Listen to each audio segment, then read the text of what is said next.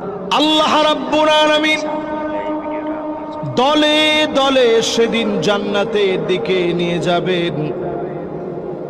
দলে দলে যদি জান্নাতে যাওয়া লাগে, দুনিয়ার ভিতরে দলে দলে অনেকে থাকে, এই দলে দলে সেদিন জান্নাতে যাবেন।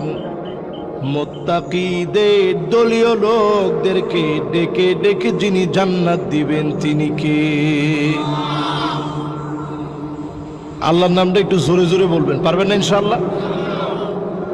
সেদিন আল্লাহ পাক মুত্তাকিদেরকে ডেকে আনবেন, চতুর্দিক থেকে শুধু সালাম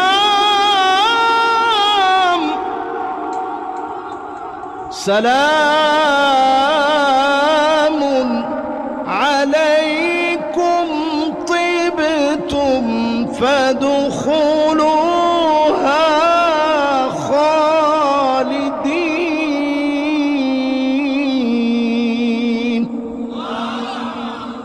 চতুর্দিক থেকে শুধু সালাম আর সালাম হবে।